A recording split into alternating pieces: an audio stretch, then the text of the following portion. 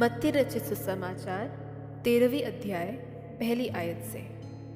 उसी दिन यीशु घर से निकलकर झील के किनारे जा बैठा और उसके पास ऐसी बड़ी भीड़ इकट्ठी हुई कि वह नाव पर चढ़ गया और सारी भीड़ किनारे पर खड़ी रही। और उसने उनसे दृष्टांतों में बहुत सी बातें कही। एक बोने वाला बीज बोने निकला। बोते समय कुछ बीज मार्ग के किनारे गिरे और पक्षियों ने आकर उन्हें चुग लिया। कुछ बीज पथरीली भूमि पर गिरे, जहाँ उन्हें बहुत मिट्टी ना मिली और गहरी मिट्टी ना मिलने के कारण वे जल्द उग आए, पर सूरज निकलने पर वे जल गए और जड़ न पकड़ने से सूख गए। कुछ बीज झाड़ियों में गिरे और झाड़ियों ने बढ़कर उन्हें दबा डाला। पर कुछ बीज अच्छी भूमि पर गिरे और फल लाए, कोई 100 गुना, कोई 60 गुना और कोई 30 गुना। जिसके कान हो वह सुन ले। चेलों ने पास आकर उससे कहा, तू लोगों से दृष्टांतों में क्यों बातें करता है? उसने उत्तर दिया, तुमको स्वर्ग के राज्य के भेदों की समझ दी गई है, पर उनको नहीं। क्योंकि जिसके पास है उसे दिया जाएगा और उसके पास बहुत हो जाएगा, पर जिसके पास कुछ नहीं है उससे जो कुछ उसके पास है वह भी ले लिया जाएगा। मैं उनसे दृष्टांतों में इसलिए बातें करता हूँ कि वह देखते हुए नहीं देखते और सुनते हुए नहीं सुनते और नहीं समझते। उनके विषय में यशायाह की यह भविष्यवाणी पूरी होती है, तुम कानों से तो सुनोगे पर समझोगे नहीं, और आंखों से तो देखोगे पर तुम्हें ना सूझेगा।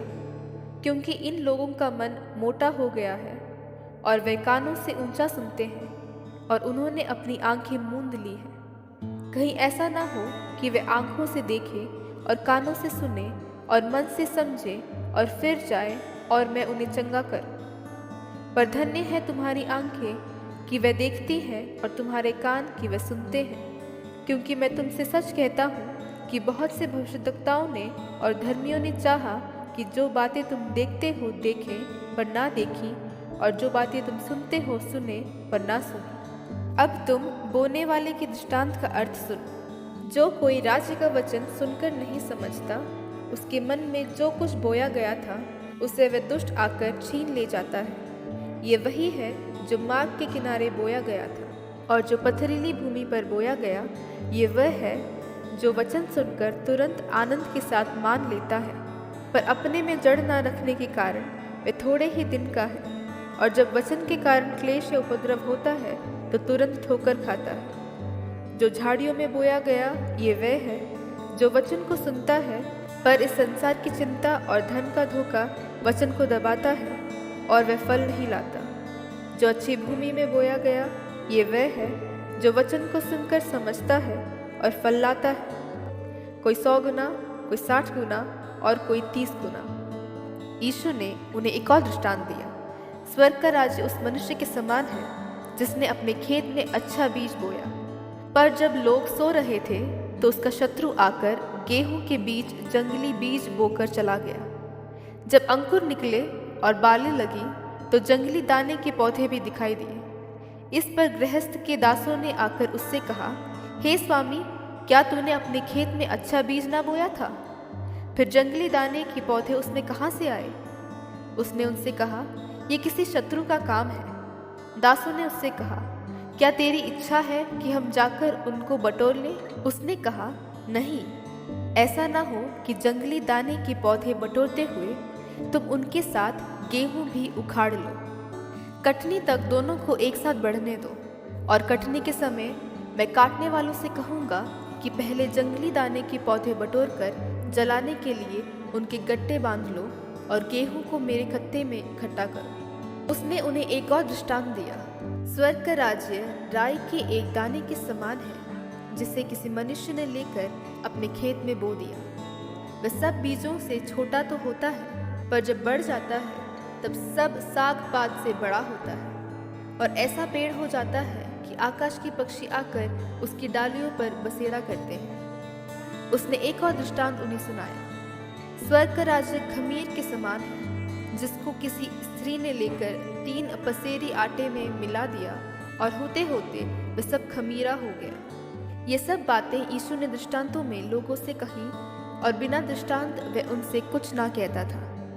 कि जो वचन भविष्यद्वक्ता के द्वारा कहा गया था वह पूरा हो। मैं दृष्टांत कहने को अपना मुंह खोलूंगा, मैं उन बातों को जो इस जगत की उत्पत्ति से गुप्त रही है प्रकट करूंगा।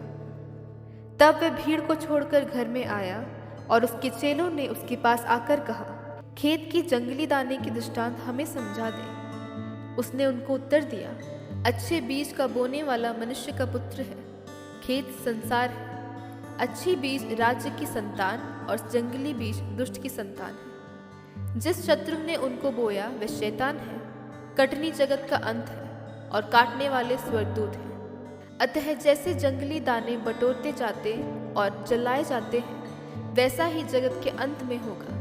मनुष्य का पुत्र अपने स्वर्गदूतों को भेजेगा और वे उसके राज्य में से सब ठोकर के कारणों और कुकर्म करने वालों को इकट्ठा करेंगे और उन्हें आग के कुंड में डालेंगे, जहाँ रोना और दांत पीसना होगा। उस समय धर्मी अपने पिता के राज्य में सूर्य के समान चमकेंगे। जिसके कान हो वह सुन ले। स्वर्ग का राज्य खेत में छिपे हुए धन के समान है, जिसे किसी मनुष्य ने पाया और छिपा दिया और मारे आनंद के जाकर अपने सब कुछ बेच दिया और उस खेत को मोल ले लिया। फिर स्वर्ग का राज्य एक व्यापारी के समान है, जो अच्छे मोतियों की खोज में था। जब उसे एक बहुमूल्य मोती मिला तो उसने जाकर अपना सब कुछ बेच डाला और उसे मोल ले लिया। फिर स्वर्ग का राज्य उस बड़े जाल के समान है, जो समुद्र में डाला गया और हर प्रकार की मछलियों को समेट लाया। जब जाल भर आया तो मछुए उसको किनारे पर खींच लाए और बैठकर अच्छी अच्छी तो बर्तनों में इकट्ठा की और निकम्मी निकम्मी फेंक दी। जगत के अंत में ऐसा ही होगा।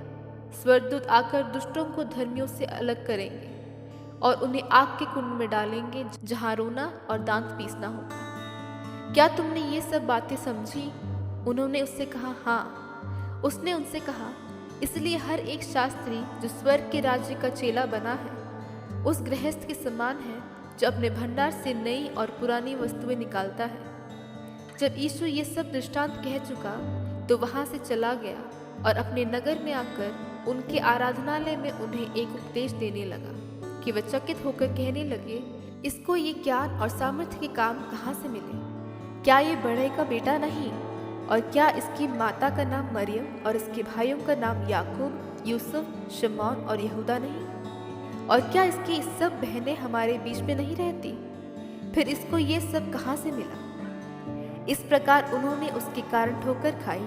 पर यीशु ने उनसे कहा, भविष्यद्वक्ता का अपने देश और अपने घर को छोड़ और कहीं निरादर नहीं होता। और उसने वहाँ उनके अविश्वास के कारण बहुत से सामर्थ्य के काम नहीं किए।